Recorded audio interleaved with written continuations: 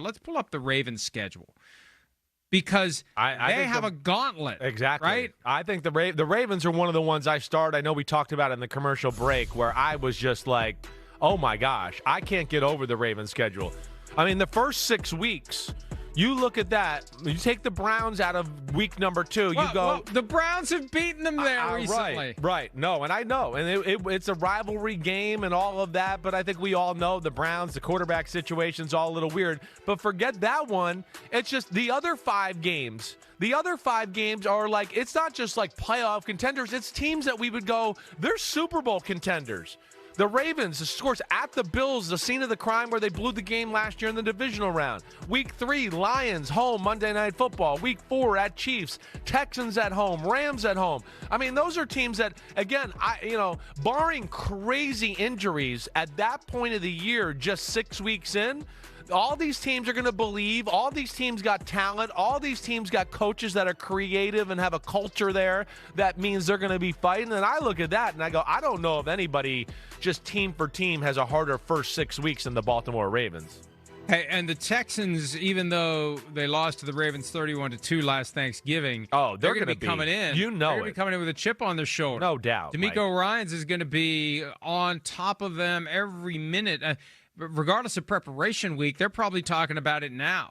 Yeah, hey, they got let's not get ahead of ourselves, but we get our chance to get a little something back to show everyone that game against the Ravens last year isn't who the Houston Texans are. So you're right. There's no easy game to start that season because the Browns, I don't care who the quarterback is, the Browns will give them everything they can handle. And it's that bye week is going to come, and the Ravens are possibly going to have their margin for error lower than they'd prefer. They can't stub their toe like last year. You get to 5, 6 losses. 5, like if you're at 5 losses before December 1, you got. So I'm not. Look, hey, maybe they'll go 6-0. It's just not going to be easy. No, that's the key. Right. That's why, even though we know who the teams are going to play, we know it from the moment the regular season ends. It is the when that is so important with the schedule, because if you can get an easy schedule early and build momentum, that is very helpful. If you end up digging a hole for yourself, that is not helpful because the heat turns up on you each and every week as the season gets deeper and deeper into the slate of games, and you'd much rather. I'd say most teams would rather start with an easy schedule than start with a crippling schedule. Even though you got to play all the games at some point. Right. Give me a chance to get started. Because one reality of life in the NFL, you can have a slump in the back half of the season and not get fired until the season's over, obviously. But the guys who get fired are the guys who just pratfall right out of the gates. Yeah.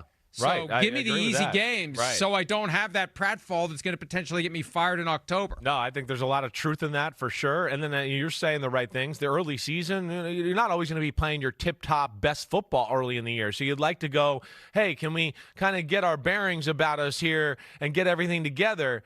And who cares what the last 5 weeks look? We'll take the tough part of the schedule then. We'll feel like by then we're kind of hitting on all cylinders, and if we're not, then we don't deserve to be where we're going. But, yeah, that early season is always something I looked at. And let's rewind it a year.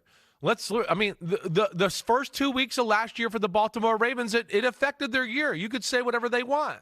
Losing to the Chiefs in a heartbreaker, which, okay, we know it's the Chiefs, but then to come home and lay an egg against a less than Raiders football team and lose to them, I mean, that's the reason they were on the road up there in 5-degree weather with the Buffalo Bills. When they played Buffalo at home, they whooped their ass. When they had to go up there and freeze their ass off, the game got tight, and they messed up, and the ball was cold, and it's slick, and they dropped it, and the crowd, and all that. So that's where you hope they're ready to go, because they are Super Bowl bound type of football team here, and they can't stub their toe early in the year.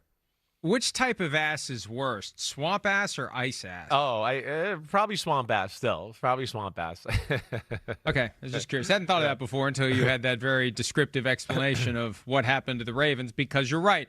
And I always say the games in September, if you win, they are money in the bank. Because when you get to week 17, week 18, and the schedule is coming to a conclusion and the statistics are taking shape, you click one from the win column to the loss column or the loss column to the win column. It can change everything. Yeah. It can change everything. Right. You have plenty of time to rectify it. But if you get those wins in September, you are making a deposit that stays in there permanently and maybe help you get over the top or keep you from having to go freeze your ass off in Buffalo in January. Hi, it's Mike Florio. Thanks for watching PFT on YouTube. Hit subscribe for the latest news and analysis from Pro Football Talk.